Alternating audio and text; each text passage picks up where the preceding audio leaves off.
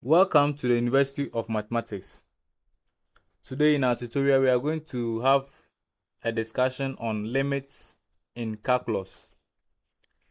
And I bet you after this tutorial you would be able to solve every limit question that comes your way, because I'm going to share with you some insightful tricks that you can use to solve every limit question at all that you meet.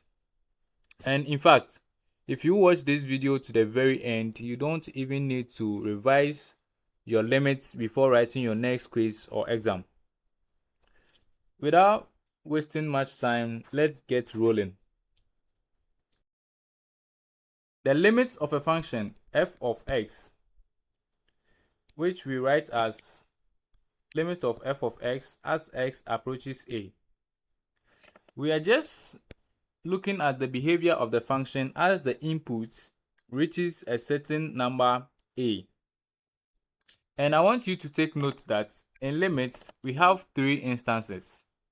And the first instance is as x approaches 0, as x approaches a number a greater than 0, and the last one is as x approaches positive or negative infinity. In this tutorial, I'm going to break it down into three segments. And the first one we are going to tackle is the limit of every function as x approaches 0. So let's begin with that. If you have a linear function or a polynomial function, and in fact quadratic as well, all functions in the form ax plus b and another function in the form ax squared plus bx plus c, and lastly another function in the form axn plus bxn minus 1 plus 2c.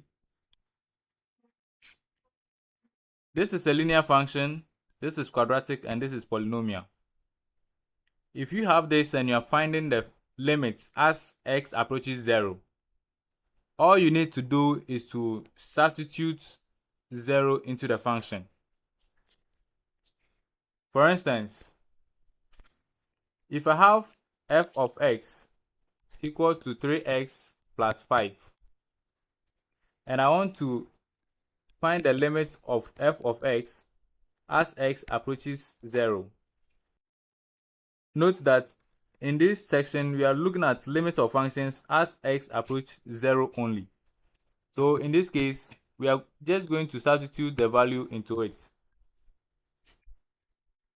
plus 5, and that is going to give us 5. Likewise, if you have a function, say f of x equal to 3x squared plus 4x minus 6, the limits of f of x as x approaches 0 is simply going to be 3 times 0 squared plus 4 times 0 minus 6, and this gives us negative 6. Finally, if you have, say, f of x equal to 6x to the power 5 minus 3x squared plus 2x, the limit of f of x as x approaches 0 is simply evaluating the function at 0. So 6 times 0 to the power 5 minus 3 times 0 to the power 2 plus 2 times 0, and this gives us 0.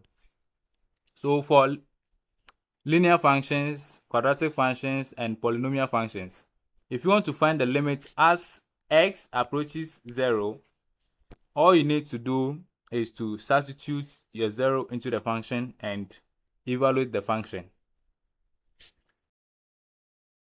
Let's move on to rational functions. Functions in the form g of x over p of x, where p of x must not be equal to 0. Okay, how do we find the limits of f of x as x approaches 0 of this? In this case, what we are going to do is that I'm also going to break this down into 3 sections as well. And the first section is going to be the function g of x over x to the power n, where n is odd. And the next one is going to be g of x over x to the power n, where n is even. And lastly, we are going to discuss the form g of x over ax plus b. So ax to the power n, whether n is even or odd. So these are the 3 scenarios we are going to have a look at. And in fact, you can have some constants right in front of x. So we are going to take this one after the other. Let's take the first scenario, f of x equal to g of x over x to the power n, where n is odd. If you have a function in this form and it is in its simplest form, the keyword is simplest form. If this function is in its simplest form, we have some notations and you need to take note of that. If this function right here is in its simplest form, where the power of the denominator is odd, if g of 0 is equal to 0, then the limit of f of x as x approaches 0 is going to be 0. On the other hand, if g of 0 is not equal to 0, then the limit of f of x as x approaches 0 is going to be, that is, does not exist or undefined in some cases.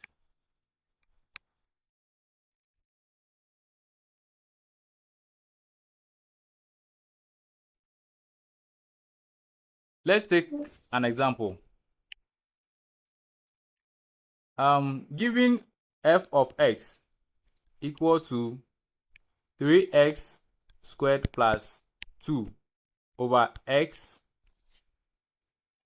In this case, we have the denominator being x.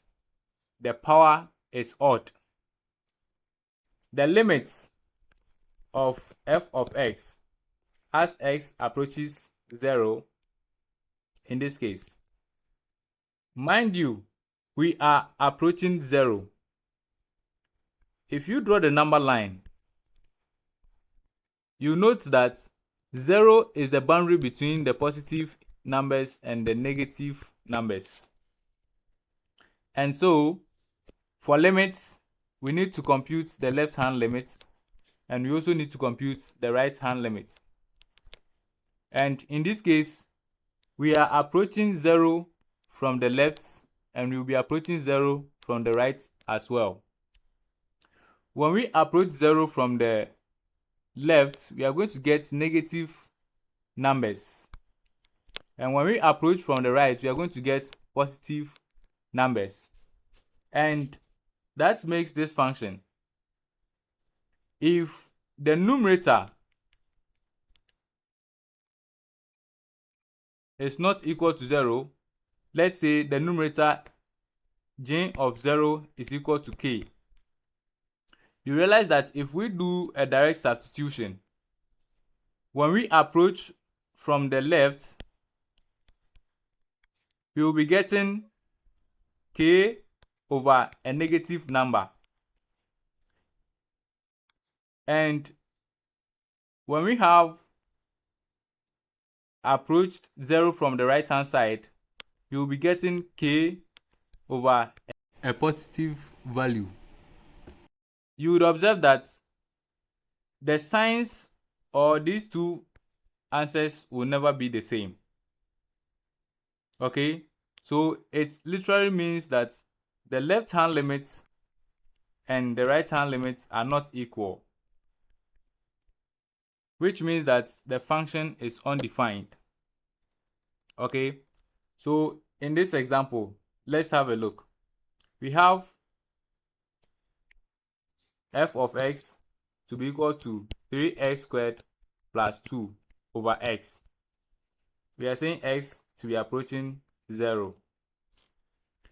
When we take x to approach 0 from the left side, we are going to get some values like negative 0.00001. And from the right, we are going to get values like positive 0.0001.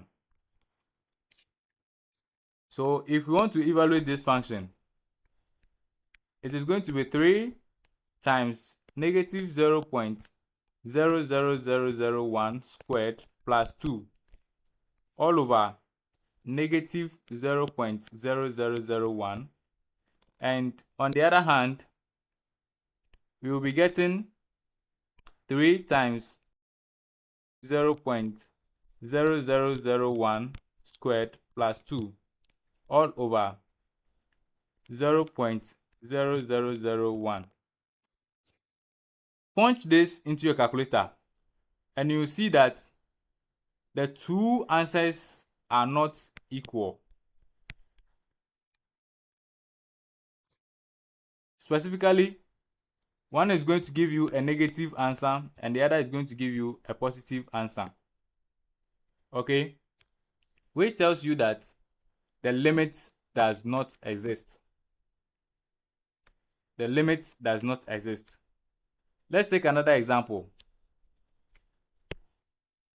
Let's say I have f of x to be equal to 3x plus 6 all over x to the power 3. The limit of this function, f of x, as x approaches 0. Mind you, we are looking at functions in this form where the power of x is odd. And we are looking at the limit of the function as x approaches 0. In this case, it's going to be the same thing. Now you note that if you have x to the power n and n is odd, the sign of the value will take the same sign as x. If you put in a negative value of x to the power n is still going to be negative. And if you put in a positive value of x, the result of x to the power n is going to be positive. That is when n is odd. So this is the case we are looking at. So if you come here, the same way we are approaching 0 from the left and 0 from the right.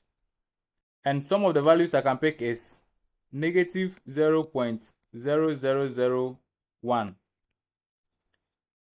And on the other hand, some of the values I can pick is 0.0001. These numbers are so close to 0.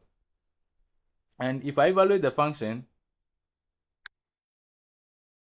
from this side, I'm going to get 3 times negative 0.0001 plus 6 all over negative 0.0001 to the power 3. And in this case too, I'm going to have 3 times 0.0001 over 0.0001 to the power 3. Punch this in your calculator and you realize that they are not equal. which means that the left hand limit is not equal to the right hand limit. And so this does not exist. In conclusion, if you have any function f of x to be equal to g of x over x, or g of x over x to the power 3, or g of x over x to the power 5, and g of x over x to the power 7, they all have the same behavior because the power of x is odd, and it continues like that. Every function in this form with just x in the denominator with some powers. If the power is odd, the limit behaves the same. Okay, and recall that we said the limit of f of x as x approaches 0. In this case, all right, we are saying if g of 0 is equal to 0, then the limit of f of x as x approaches 0 is also going to be 0. And if g of 0 is not equal to 0, then g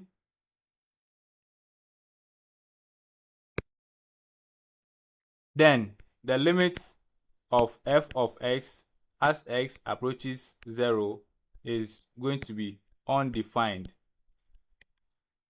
Or in other words, we say that does not exist. You can try this on any example at all, and you see that it is going to work out smoothly. In this case, if you have any question, right?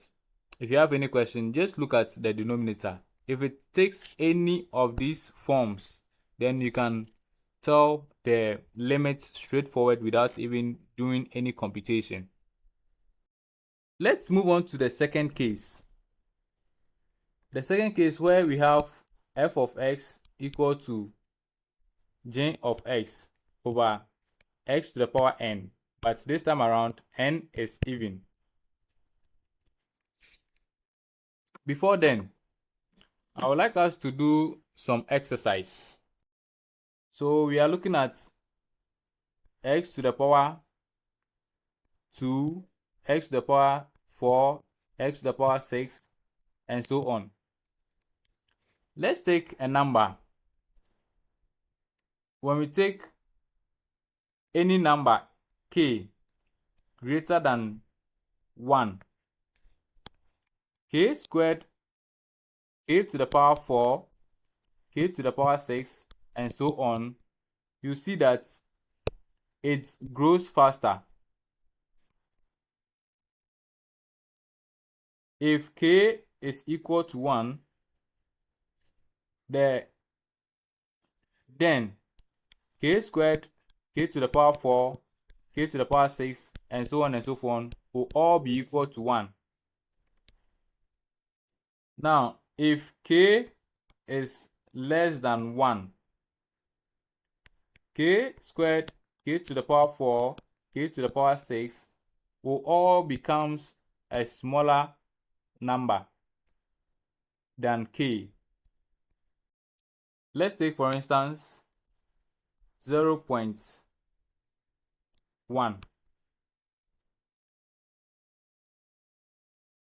0.1 squared is going to give you 0.01. 0.1 to the power 4 is going to give you 0.0001. And you see that this number is continuously decreasing in size. So because we will be approaching 0, it tells us that we will be choosing small numbers, certainly numbers around negative 0.0000 something, and positive 0.0000 something. Okay, this is where we are going to work around. And since we are in the even powers of x, and that is x to the power 2, x to the power 4, x to the power 6, and so on, these guys here, when x approaches 0, are going to give us certainly small numbers. Okay, let's take an example. First, let's take a function f of x to be equal to 1 over x squared.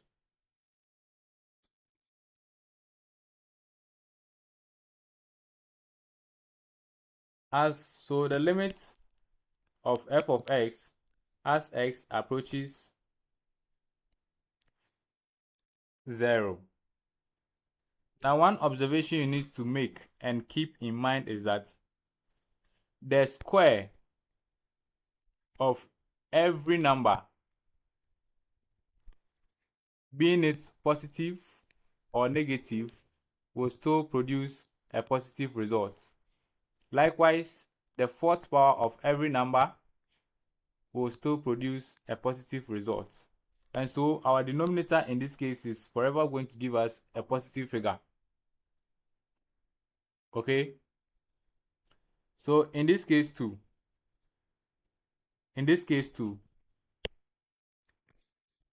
so if we have a function f of x to be equal to g of x over x to the power n, where n is even, if g of 0 is equal to 0, then the limit of the function as x approaches 0 is also going to be 0. However, if, on the other hand, if g of 0 yields a positive number, then the limit of f of x as x approaches 0 is going to be positive infinity. And lastly, if g of 0 yields a negative number, then the limit of f of x as x approaches 0 is going to be negative infinity. So you take note of this notation since it is very powerful and you need it in this tutorial. So let's go back to our question. Our question says that f of x is equal to 1 over x squared. So the limit of f of x as x approaches 0, you will do from the left and also from the right. And as well as I said, we are going to pick numbers that are so close to 0. So here is going to be negative 0.00001, and here is going to be positive 0.00001. So when we put it into the equation, in this case, we are going to have 1 over negative 0.0001 squared. And here too, we are going to have 1 over 0.00001 squared. And when we put this into our calculator, you see that they are equal. So the left hand limit is equal to the right hand limit. And you see that this will give you a very huge number because the numerator is a positive value. Are you getting me? So in this case, g of 0 is yielding a positive value. So the limit as x approaches 0 of this function 1 over x squared is positive infinity. Okay, let's take another example. Let's say we have f of x to be equal to negative 5 over x to the power 4.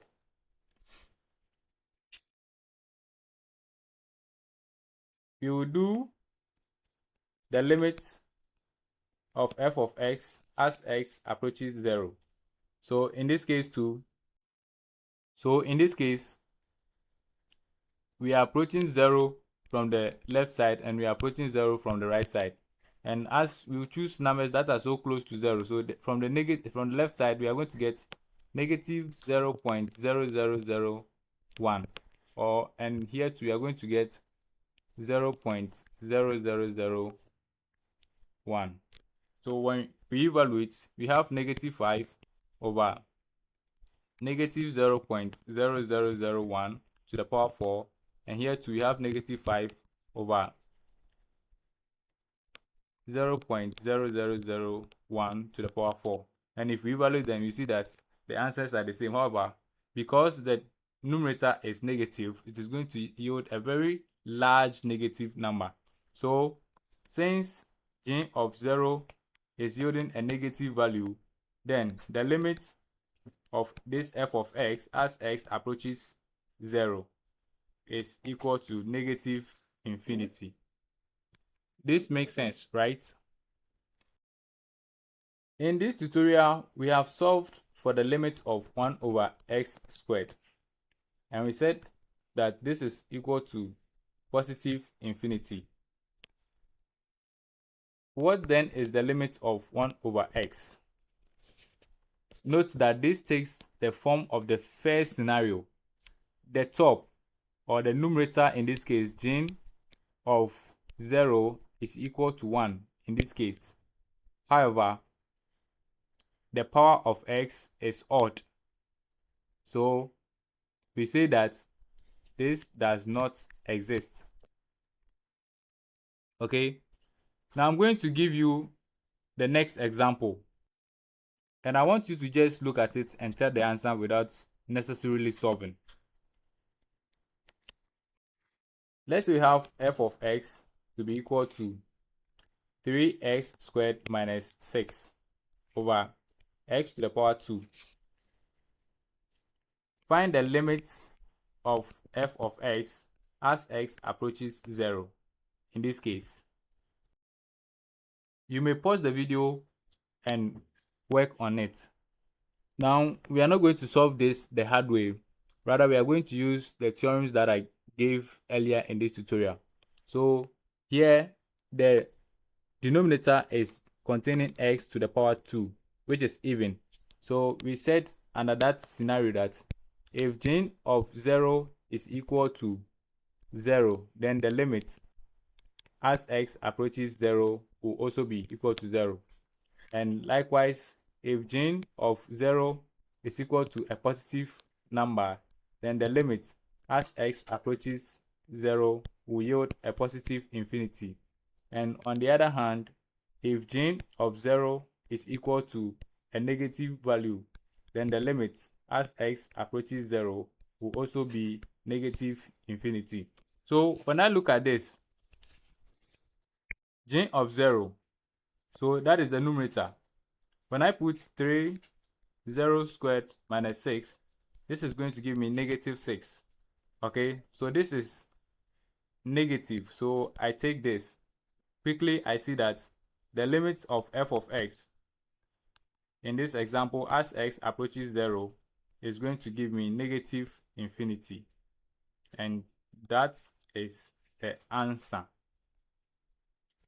This makes sense, right? Now let's take an example where the numerator is possibly going to give us 0. Let's say we have f of x to be equal to 6x squared plus 3x over, let's say, x to the power 4. And on the other hand, let's take f of x to be equal to 6x squared plus 3x over x to the power 5. Now, if you have something like this, you notice that we can simplify this. Earlier, I mentioned that if the function is in its simplest form, this function right here is not in its simplest form, and so applying the rule will mislead you. This is also not in its simplest form, so applying the rule would mislead you. So what we have to do is that we simplify it before applying the theorem. So f of x, we can simplify it. I can factorize x out in the numerator, and I'll be left with 6x plus 3 all over x to the power 4. And I see that x cancel here 1 and cancel here, remaining x to the power 3. So my f of x is now going to be 6x plus 3 over x to the power 3. So this is what you solve, because this is the simplest form. On this hand too, I do the same thing. F of x equal to, I factorize x out, and that is going to be 6x plus 3 over x to the power 5. And I could see that x to cancel one of this, and the result will be 6x plus 3 over x to the power 4. So this is what you are going to apply the theorem to, and not the initial one. Remember, anytime you want to use the theorem, the function f of x needs to be in its simplest form before you apply the theorem. Okay, so these two as a challenge to you. Solve them and put your answer in the comment section.